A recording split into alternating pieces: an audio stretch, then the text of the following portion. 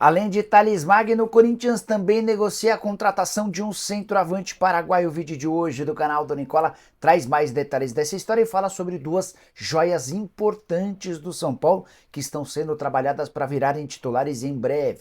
Preciso te atualizar também sobre o Flamengo na Rússia. Surgiu uma informação de que o Zenit topa trocar o Claudinho por dois jogadores da base do Fla.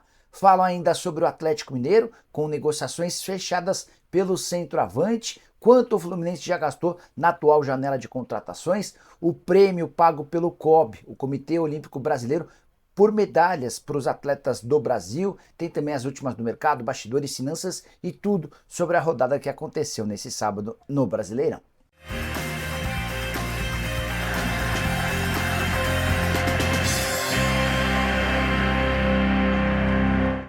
Fala aí pessoal, sou Jorge Nicola, bem-vindos a mais um vídeo do canal, sempre bom ter vocês por aqui, sem perder tempo, pedir para deixar like, se inscrever no canal e ativar todas as notificações, combinado?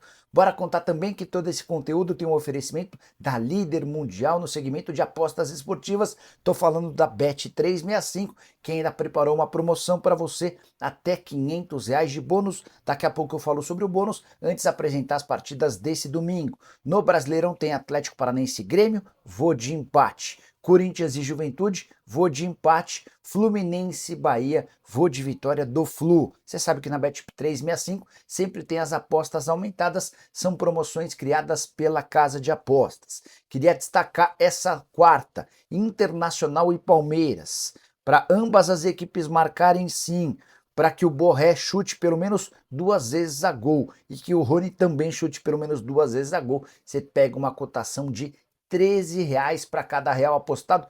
Se interessou? Calma que tem mais uma. Queria mostrar para vocês as odds bem legais para o confronto entre Palmeiras e Internacional. O Inter com vitória pagando R$ 2,50, vitória do Palmeiras pagando R$ 2,80, ainda tem um empate a R$ 3,30. Aposte no que você quiser, o importante é pegar o link que está no comentário fixo ou na descrição do vídeo. Clica, faz o cadastro, depositou, 50% da grana volta em bônus para você. Lembrando, valor mínimo de depósito de R$ 30, valor máximo de bônus de R$ 500. Você precisa ter mais de 18 anos de idade, jogar com responsabilidade. Só não esquece de usar o promo code Nicola para ter direito a todos os benefícios. Combinado? Agora sim, quero começar o vídeo com aquele tradicional giro de notícias e a primeira informação é sobre o Botafogo, que voltou à liderança do Campeonato Brasileiro depois de fazer 4-1 no Atlético Goianiense em Goiás. Importante destacar que esse resultado, acumulado à derrota do Flamengo, permite que o Botafogo abra 3 pontos de vantagem com um jogo a mais em relação ao rubro-negro. Já são 3 vitórias, 4 empates e 4 derrotas do Botafogo na competição. Já o Atlético Goianiense segue como último colocado, 12 pontos conquistados, cada vez mais próximo do rebaixamento. E o presidente do clube, o Adson Batista, tratou de colocar ainda mais crise no clube ao afirmar que o trabalho do Mancini para esse jogo foi muito ruim, o time era uma bagunça e que o Campbell não deveria ter atuado, porque ele ainda não tem condições físicas, apesar de o atleta ter marcado o único gol de pênalti do Atlético Goianiense. Bora falar agora sobre Abel Ferreira, que enfrenta o Internacional, um adversário com quem ele apresenta bom retrospecto. Desde que chegou ao Brasil em 2020, o Abel enfrentou o Internacional em 8 vezes, com 4 vitórias, 1 empate e 3 derrotas. É bem verdade que a última partida entre as equipes terminou com vitória colorada. E você tem palpite para hoje? Bora falar ainda sobre o Vasco, que ficou no 2-2 com o Red Bull Bragantino em São Januário. Resultado ruim, especialmente porque o Vasco vinha de 2 derrotas no Campeonato Nacional, tem pontuado pouco, 1 ponto dos últimos 9, se a gente lembrar que houve empate contra o Atlético Goianiense no jogo em que o Vasco foi bem mal, dá para dizer que o momento do Vasco não é dos melhores. Para completar o giro de notícias, quero falar sobre o Cruzeiro, que embarca nesse domingo para Cariacica, palco da partida na segunda-feira contra o Fortaleza, jogo bem legal, do Fortaleza quarto colocado contra o Cruzeiro o quinto, para fechar a atual rodada do Brasileirão.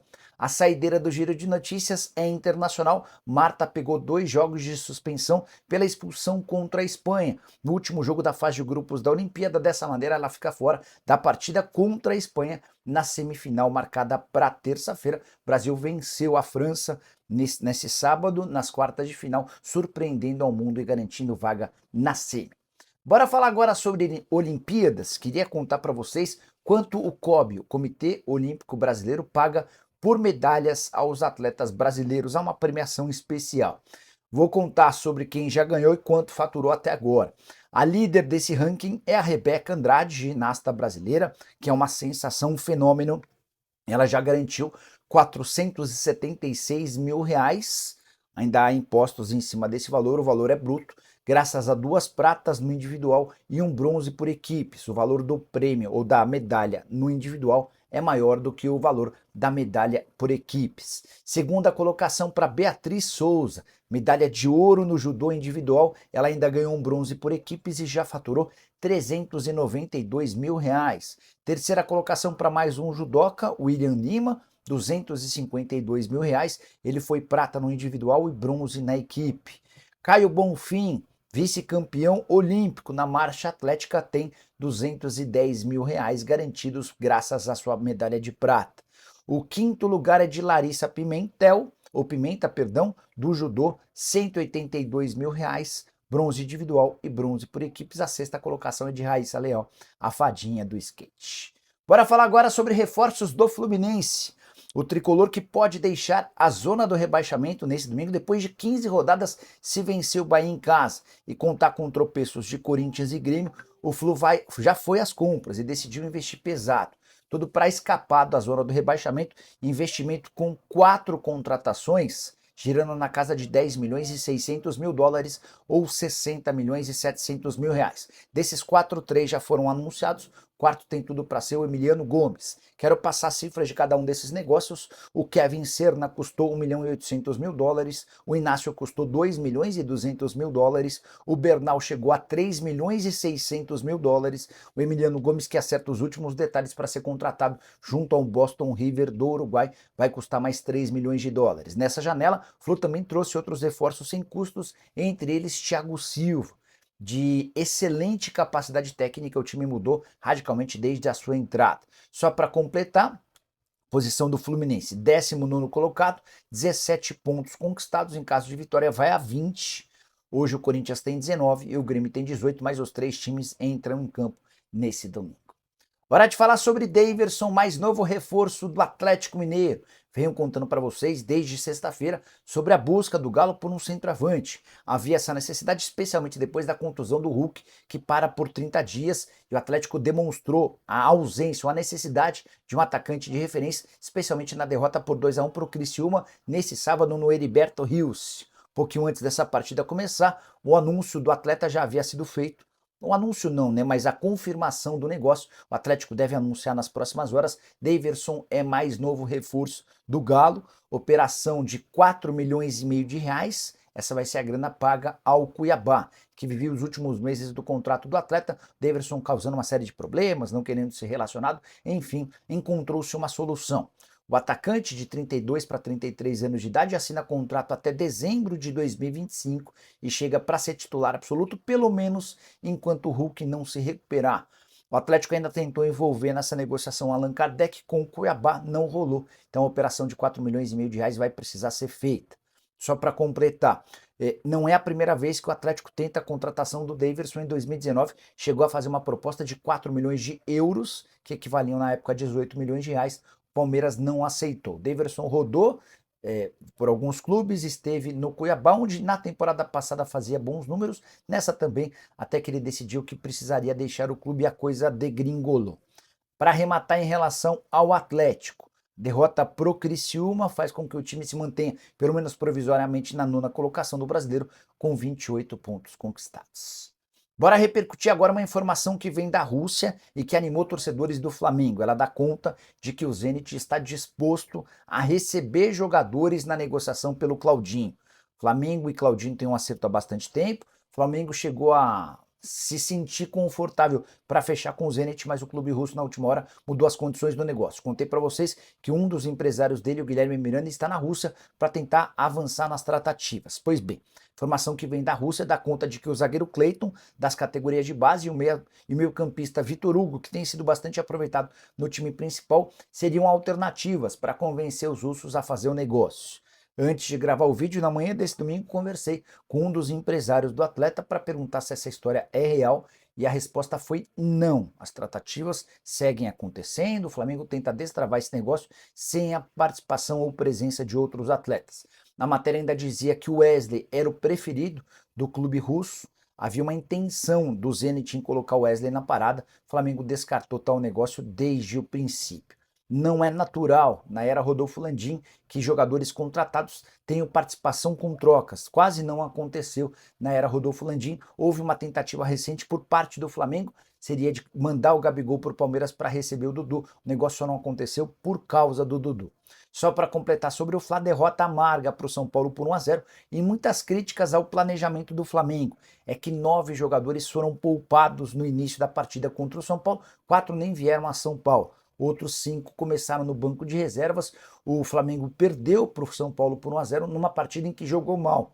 Dessa maneira, perdeu também a liderança do Campeonato Brasileiro. A grande questão entre torcedores do Flamengo é: será que vale a pena priorizar a Copa do Brasil em detrimento do Brasileiro, especialmente depois de ter feito 2-0 em cima do Palmeiras no jogo da ida? Vale a lembrança de que o jogo da volta está marcado para quarta-feira no Allianz Parque. Bora falar agora sobre o São Paulo com informação importante.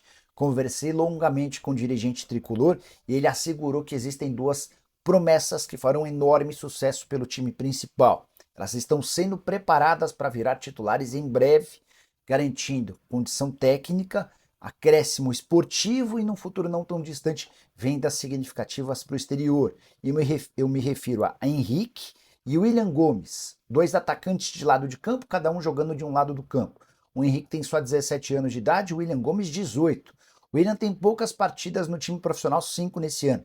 O Henrique ainda nem sequer estreou no time de cima, mas eles têm treinado com o restante do elenco e têm causado enorme boa impressão, não só no técnico Luiz Weldia, mas também na diretoria. A ideia é que eles continuem evoluindo, agregando e se tornem titulares, talvez ainda nessa temporada. Até por isso, dá para descartar por completo qualquer possibilidade de contratação de meias atacantes. São Paulo nem está no mercado em busca disso. Nomes como Vieto, Michael, entre outros, estão completamente descartados. O São Paulo entende que com Ferreirinha e Eric, que têm sido mais aproveitados, e com esses 2 meninos, tem um futuro garantido por bastante tempo. O Henrique é muito bom jogador e o William Gomes causa excelente impressão em torcedores desde as categorias de base, ambos com contratos longos, sem risco de perda de graça, como aconteceu recentemente com o Juan e com o Wellington. Só para completar sobre o São Paulo, vitória por 1-0 contra o Flamengo, com o gol do Caleri no fim da partida, super festejada. Tudo porque permitiu ao São Paulo se aproximar dos ponteiros do campeonato. O tricolor foi a 35 pontos contra 36 de Cruzeiro. Não, 35 também do Cruzeiro, 36 de Fortaleza e Palmeiras. O Flamengo tem 40, o Botafogo 43 pontos. Outro destaque para a grande presença de público, 58.065 torcedores, para uma renda de 4 milhões de reais. Quero fechar o vídeo para falar sobre o Corinthians, que segue em tratativas por Thales Magno. O negócio andou, a convicção dentro do clube é de que vai haver negócio por empréstimo de 1 ano, com opção de compra por 15 milhões de dólares, mas o Thales Magno não é o único alvo no momento do timão. O jornalista Ivan Andrade, que até outro dia trabalhava no Corinthians, informou que o timão abriu conversas com o centroavante Alex Arce, paraguaio de 29 anos de idade, que pertence à LDU, 1,87 m de altura. Ótima temporada com a camisa da LDU, são 29 jogos, 20 gols e mais 2 assistências. Ele disputou o início dessa temporada no futebol argentino, no Independiente Rivadavia, depois se mudou para a LDU, onde segue fazendo vários gols. É bem verdade que esse atleta despontou de forma muito tardia. 29 anos de idade e só começou a fazer sucesso há 2 temporadas, mas os números atuais são bem interessantes. Jogador de bom porte físico, com capacidade para colocar a bola para dentro do gol. Essa é uma necessidade muito grande do Corinthians, de acordo com a comissão técnica e também com a diretoria. O valor de mercado do Alex Arce hoje é de 4 milhões de euros ou 25 milhões de reais. O Corinthians tenta chegar a um acordo com a LDU o mais rápido possível para que ele possa se juntar a outras contratações e virar reforço para a reta final da temporada. Só para completar em relação a esse atleta, convocado para a seleção paraguaia, para amistosos e também para a Copa América, tem crescido de produção. Se você tem alguma dúvida sobre o Thales Magno, atualizar também essa negociação. O Thales já disse sim para a proposta corintiana. O New York City acena com a chance de um empréstimo com obrigação de compra. As partes tentam avançar nos próximos dias para que o Thales Magno, 22 anos de idade, ex-jogador do Vasco, seja contratado. Confesso que eu fiquei bem surpreso com o desfecho dessa negociação, não imaginava que o New York City toparia emprestá-lo com a opção de compra, não é nenhuma obrigação de compra. Aguardemos cenas dos próximos capítulos. Se curtiu o vídeo, esquece de deixar like, de se inscrever no canal. A gente se encontra mais tarde, tem a tradicional live. Abraço, tchau!